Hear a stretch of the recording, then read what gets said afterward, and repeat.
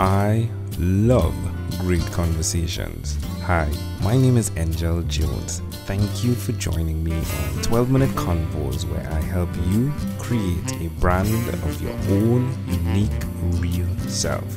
Listen in as I have conversations with amazing people from all over the world. Good night, Nemo, Ashong. How are you going on this wonderful, beautiful night? It's actually quite nice for me. I'm living in Singapore right now, so it's the daytime, and I'm looking out here, and I'm feeling the rays of sunshine, and I'm feeling good. So I'll be bringing some daytime spirit to this conversation. Love it. Hey, well, Nemo, please do tell me which of your talents that you've been living in up to now is responsible for us connecting. Yeah, absolutely, and I appreciate that connection there. I would really think that the talent for me is to be more me.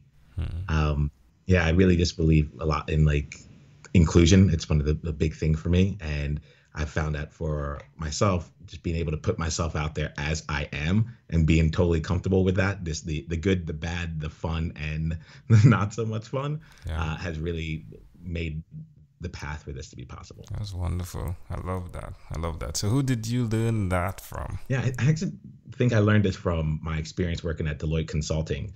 There's a bunch of different things that took place, but for me, I think the thing that stands out is just a really bad training experience. There's one moment where I had an opportunity to culminate a week's worth of simulations into a presentation that I got to give in front of my peers and a group of partners that I really respected.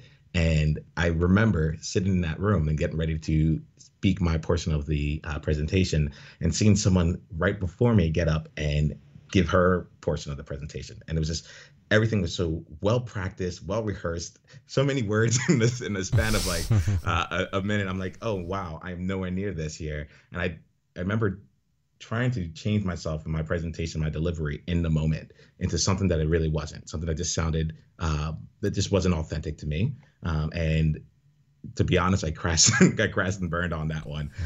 It was definitely not the greatest or most pleasurable experience there, but I think it set me on a path to try and be more comfortable with who I am, and really start to understand a little bit more about where are my strengths, where do I succeed, and where do I really struggle, and how do I put myself in a position where I succeed more often than not. Intriguing. So at that particular point in time that occurred, what was the activator thereafter in terms of the direction you would go into? Because you could have gone south, if you would, instead of north, or west, if you would, instead of east. How did that occur? I think what happened for me was that I had felt confident all throughout that week. And for some reason, I just didn't feel like I showed up as I actually felt. And that one experience was just so different that it really made me think to myself, well, what would have happened if I just remained, just kind of positive or just did my own thing in that case. So I think that was really the guiding light, because I was already coming from a place of just being pretty content with what was happening around me. That it kind of just made me think, well, if I'm not going to be successful being someone else, I might as well just be me, if that makes sense. Yeah, I like that. Yeah. I'll take all wages on me, because at the end of the day, I live with me. Exactly. That is intriguing. So, all right. So you've been through the ups and downs. Why will you continue, Nemo? Why will you continue to repeat the skill of functioning? And I'll throw in my thing here, right? Your own unique real self. Yeah, I think that it really comes down to me that it's just more fun for me, to be honest. It just goes down to I'm able to put in less effort, less energy, and less time in terms of just being myself than I would with some of the other aspects out there. So for me, I think this is really what I'm all about. It's the basis of my business. I'm all about joy, and just being comfortable with who you are, because I feel like if through that I'm able to add exponential value without having to work as hard on my end. That's wonderful.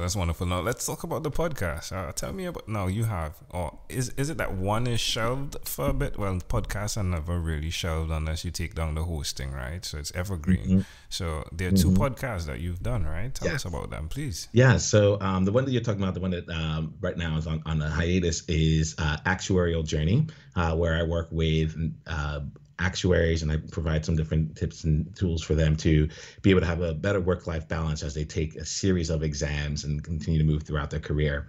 The latter one, the one that right now is in motion, is called Enjoyment, which is all about helping people experience enjoyment through employment. And the premise there is just really spending time talking to people who have found joy in the work that they do, and really starting to tease and break out like how they found that joy, and like and really get into like kind of the mental barriers around like, how did you have the courage? How did you have the courage to actually just continue to pursue it and make that come to life? Yeah, got to listen to the 2 podcasts. Really had fun. So I only figured out the second one after. But the first is pretty amazing, and the second is pretty amazing too. Like, you are super intelligent. Just actuarial. Oh my gosh! Wow. Just the thought of what's needed to do what you do is pretty huge, right? And it's really fascinating to see the functionality of the emotional side that goes with it, but you don't really see it coming forward. Is that accurate? Yeah, and Joel, I think it's similar to you. Like, I look at this here and I see what you've been able to accomplish. I'm like, it just feels like it's pretty easy and smooth for you. And I think when I work with people, they have really big dreams, and they know that they want it, but it's really hard for them to get the clarity as to, is this actually possible for me? And what exactly do I actually want? And I feel like that has taken a little bit more brain power to help tease out and find systematic ways for people to get that than to actually do like the actuarial exams in a sense. But I think it's also like a lot more fun for me. So to me, I feel like it feels like a bigger achievement to me, if that makes any sense. Yeah, it makes a lot of sense. Again, it's unique to who you are, and I love that you're sharing exactly how you feel about it, because there's someone else that would say it differently, just the flip side, right? But at the end of the day, I think the constant is you have to get up and do right, and in alignment with the thing you love. It just comes down to that, interestingly enough. Well, tell me, Nemo, one other thing that you've done consistently over the last 3 years, please. Yeah, so I think like for me, it's really been about bringing people together. And I have this thing about like bringing people together so that they can explore more of themselves. I like to think of myself as like a mirror, so to say. And I've just found that either through my barbershop experience, I sing in a barbershop chorus, or through the work that I've done, or even just like the things I do on the side, I'm just consistently bringing people together so they can continue to like explore and have fun amongst themselves. How does it make you feel? To tell you the truth, honestly, it does fill me with great joy. And it also gives me like, I feel like it's part of my purpose on this earth. Like, it's a unique skill that I have. It's something that fuels me, and I love to see someone go from being on the outside of a circle to feeling included. Like, inclusion is one of my strengths, and it was the one that surprised me the most. But I realized it was actually the thing that drove a lot of my actions. Like, I connect people, but I do it because I want to grow the circle. And make sure that everyone has a chance to really feel like they have a seat at the table. Why would you suggest to someone that's listening, someone that has that similar strength, that they do what you've done by creating that scenario where you're connecting others? Yeah, I definitely not something I would suggest to everyone, but for someone that is out there, I think that the reason for this is that, quite frankly, the world needs you.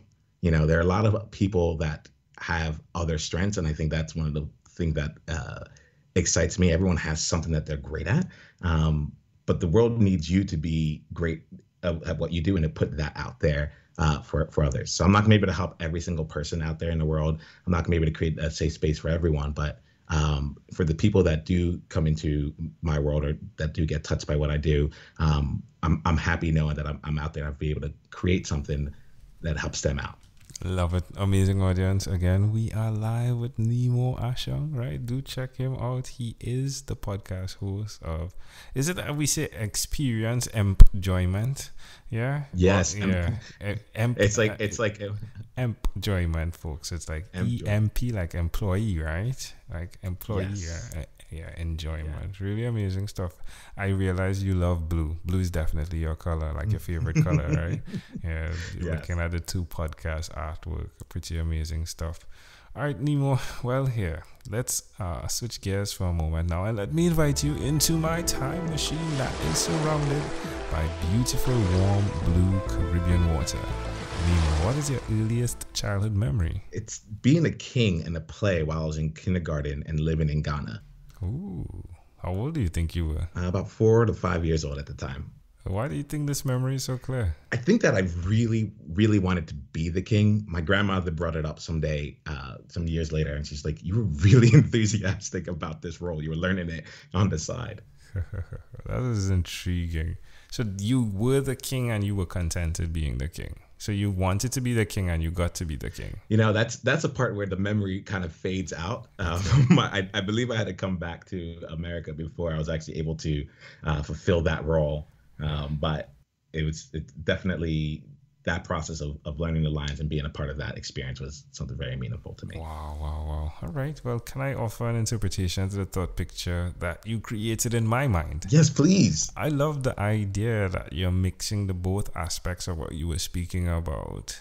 In order to play the king, you needed to learn the lines that were necessary to say. So, you know, in terms of the actuary science aspect of what you've done, and even the emotional side of what you spoke about in terms of the two needing to be accomplished. Like there's one thing to do the work, it's another thing to know the work you need to do. And to see that as a child you did the both in achieving being the king in the play is pretty fascinating to me. Wow, you're really adept at this. Thank you for that. I appreciate that. I'm going to take that as a gift and kind of think about that a little bit further, but I feel like you're onto something really important. Thank you for that. You are welcome, my friend. If we fast forward to when you were 12 years old, what was your favorite song? Yeah, it it would be Candy Rain by Soul For Real. Oh, there we go. Yeah, it's amazing how these things connect, and some of the songs I do not know, obviously, right? Because it's so many songs, but like the names of the songs in the conversations, like Soul For Real is definitely what you set a path on, right? That really is, right? Really expose your soul for real. That is well done there. No, it was very interesting just going back and listening back to it, and just I could picture myself really just being myself, dancing in my kitchen with a black stereo on the counter and just repeating this song over and over again. And it was a tape, so you had to rewind it back. You know, so like it's like dedication. It's like plaques and then plaques, right, where you're pressing stop and then rewind, because if you press rewind immediately, you hear, no, you'll spoil the player, right? You have to press stop first. Exactly. It was great. All right, my friend. Hey, well, we've arrived at our destination, but before we get off of this time machine, there's a small declaration form, so it's yes or no, possibly a bit more. We're going to go pretty quickly here. Are you ready, Nemo? Yes. Nemo, have you chosen someone to pass on your skills to? Yes, I have. Are you married? Yes, I am. Do you have children? No, I don't. Do you believe in God? Yes. Do you have an inner circle of friends? Yes, I do. Do you watch TV for more than 3 hours a day? No, I don't. How about 3 hours a week? About 3 hours a week, yes. All right. And what about screen time, the phone and or the computer? Is it more than 8 or less than 8 hours a day? Less than 8 hours a day. All right. Nemo, after 1,001 conversations in 3 months in 2016, I came up with a workbook thereafter, the name of it being called Yours, which stands for Your Own Unique Real Self. And the idea is, as you answer questions, you uncover your mission, equivalent to your own unique real statement. If you had to share with us, Nemo, your own unique real statement, a statement that represents Nemo Ashong, what would you say that is? Yeah, it would be more you. Do the things that bring you joy each and every day, because we need you. Love it. Nemo, this was a great pleasure. One more time, I'll tell you, if there's anything else you'd like to share with our amazing audience, please do. No, I'm just really pleased to have the opportunity to speak and share a little bit here. And thank you for giving me a chance to explore this further. If you're interested in seeing any more from me and how I like to explore joy, you can always go to empjoyment.com for more information. You know, I had a friend on, Bernard Clive from Ghana, and he said something. I'll definitely do it now. I say, a pleasure I treasure. Nemo. Ooh. Nemo, thank you so much for being on what is inspired by 12-Minute Convos with Angel Jones. Thank you for having me. Thank you for being on 12-Minute Convos with Angel Jones. Stay tuned for more from our advertisers. Diabetes is a mountain pandemic. It's a disease that's not acute but chronic.